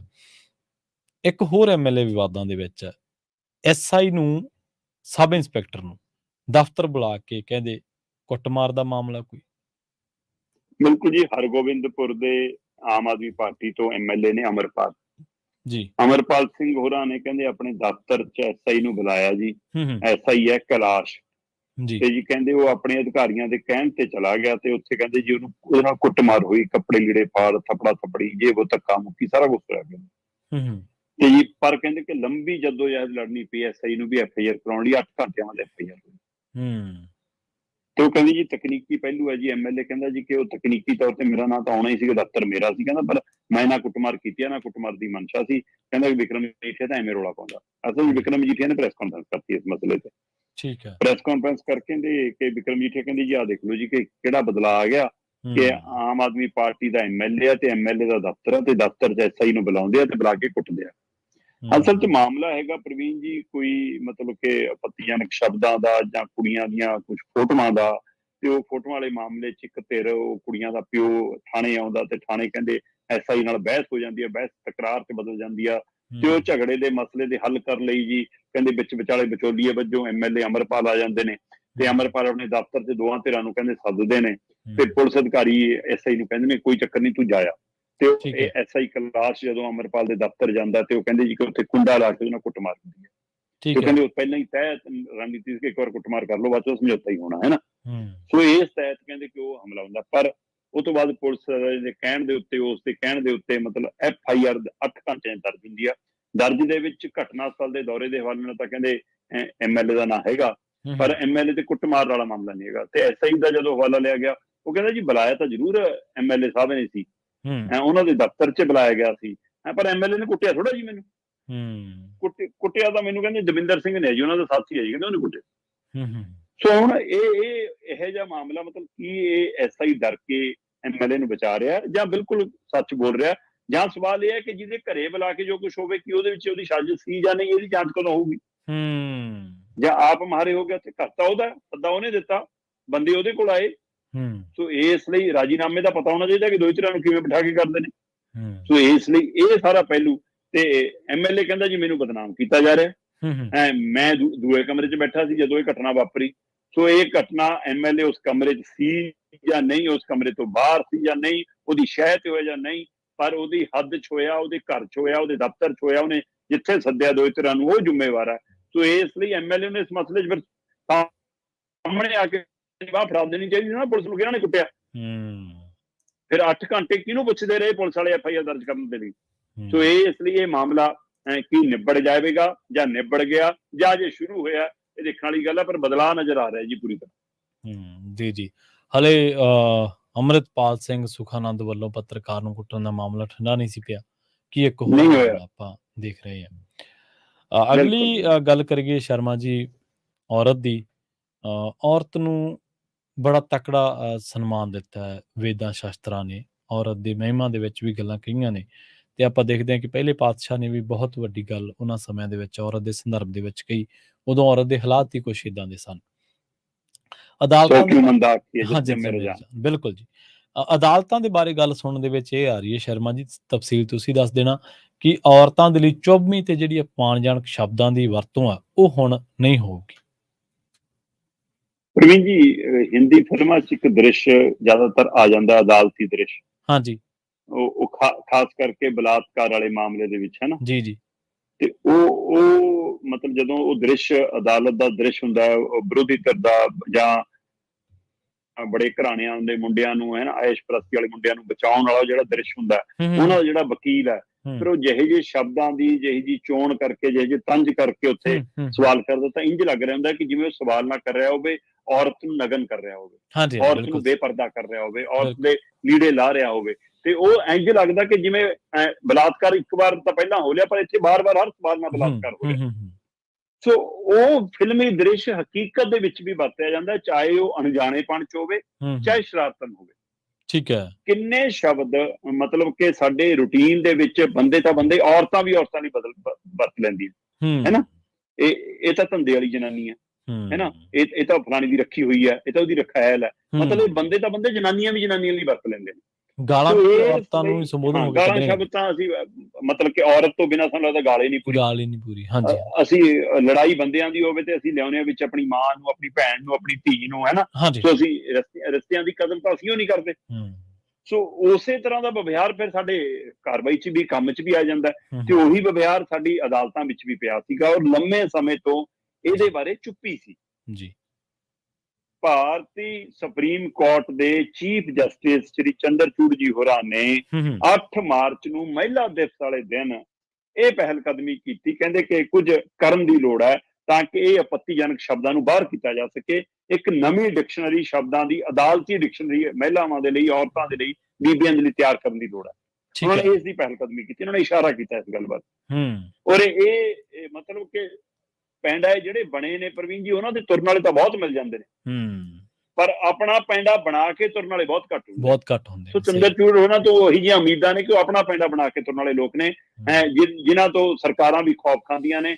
ਸੋ ਇਸ ਲਈ ਉਮੀਦ ਹੈ ਕਿ ਉਹ ਕੁਝ ਨਵਾਂ ਕਰਨਗੇ। ਸੋ ਉਸੇ ਜੋ ਇਹ ਪਲ ਜਨਮਿਆ ਕਿ ਉਹਨਾਂ ਨੇ 8 ਮਾਰਚ ਮਹਿਲਾ ਦਿਵਸ ਵਾਲੇ ਦਿਨ ਜਿਹੜਾ ਸੁਪਨਾ ਲਿਆ, ਉਹ 16 ਅਗਸਤ ਨੂੰ ਜਾ ਕੇ ਮਤਲਬ ਕਾਰਗਰ ਹੁੰਦਾ ਨਜ਼ਰ ਆਇਆ, ਸਹੀ ਮਤਲਬ ਸੰਪੂਰਨ ਹੁੰਦਾ ਨਜ਼ਰ ਆਇਆ। ਬੇਸ਼ੱਕ ਉਹਦੇ ਵਿੱਚ ਹੋਰ ਅਜੇ ਬਹੁਤ ਕੁਝ ਸ਼ਾਮਿਲ ਹੋਣਾ ਬਾਕੀ ਹੋਊਗਾ।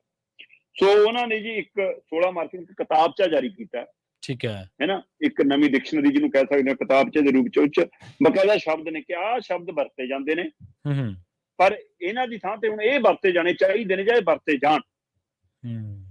ਸੋ ਉਹਦੇ ਲਈ ਬਕਾਇਦਾ ਤੌਰ ਤੇ ਉਹਨਾਂ ਦੇ ਨਾਲ ਜਿਹੜੀ ਟੀਮ ਨੇ ਕੰਮ ਕੀਤਾ, ਉਹ ਕਲਕੱਤਾ ਹਾਈ ਕੋਰਟ ਦੀਆਂ ਸਨਮਾਨਜਨਕ ਤੇ ਉਹਨਾਂ ਦੇ ਨਾਲ ਦੀ ਟੀਮ ਹੈ, ਜਿਹਦੇ ਵਿੱਚ ਬਕਾਇਦਾ ਤੌਰ ਤੇ ਕਲਕੱਤਾ ਹਾਈ ਕੋਰਟ ਦੀ ਜਿਹੜੀ ਜਸਟਿਸ ਨੇ, ਹੈ ਨਾ, ਮੌਸਮੀ ਭੱਟਾਚਾਰੀਆ ਜੀ, ਉਹ ਨੇ, ਫਿਰ ਰਿਟਾਇਰਡ ਜੱਜ ਨੇ ਪ੍ਰਭਾ ਸ਼੍ਰੀ ਦੇਵਨ ਜੀ, ਇਸੇ ਤਰ੍ਹਾਂ ਜਸਟਿਸ ਗੀਤਾ ਮਿੱਤਲ ਜੀ ਤੇ ਪ੍ਰੋਫੈਸਰ ਝੁਮਾ ਸੇਨ ਜੀ, ਇਹ ਸਾਰਿਆਂ ਨੇ ਮਿਲ ਕੇ ਦਸਤਾਵੇਜ਼ੀ ਤਿਆਰ ਕੀਤੀ ਹੈ। ਔਰ ਇਹਦੇ ਹਵਾਲੇ ਨਾਲ ਕੁਝ ਸ਼ਬਦ ਚੁਣੇ ਗਏ ਨੇ, ਜਿਵੇਂ ਅਫੇਅਰ ਸ਼ਬਦ ਵਰਤਿਆ ਜਾਂਦਾ, ਹੈ ਨਾ, ਕਿ ਇਹਦਾ ਤਾਂ ਚੱਕਰ ਚੱਲਦਾ ਜੀ, ਇਹ ਮਤਲਬ ਆਪਣੇ ਆਪ 'ਚ ਅਪਮਾਨਿਤ ਸ਼ਬਦ ਦਾ ਚੱਕਰ ਚੱਲਦਾ ਜੀ।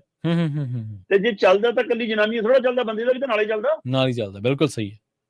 ਆਪਣੇ ਪਿੰਡਾਂ 'ਚ ਬੈਠ ਕੇ ਨਾ ਕਈ ਵਾਰ ਗੱਲ ਕਰਨਗੇ, ਬਾਈ ਐਕਚੁਅਲੀ ਕੁੜੀਆਂ ਦੇ ਵਿਆਹ ਬਹੁਤ ਨੇ, ਕੁੜੀਆਂ ਦੇ ਕੱਲੀਆਂ ਦੀ ਥੋੜਾ ਨੇ, ਉਹਨੇ ਮੁੰਡਿਆਂ ਦੇ ਵੀ ਨੇ। ਬਿਲਕੁਲ ਸਹੀ ਹੈ। ਤੇ ਉਸੇ ਤਰ੍ਹਾਂ ਦੀ ਇਹ ਗੱਲ ਆ ਕਿ ਇਹ ਤਾਂ ਚੱਕਰ ਵਾਲੀ ਜਨਾਨੀ ਹੈ ਜੀ, ਇਹਦਾ ਤਾਂ ਚੱਕਰ ਆ, ਤੇ ਚੱਕਰ ਕਿਹਦੇ ਨਾਲ ਆ?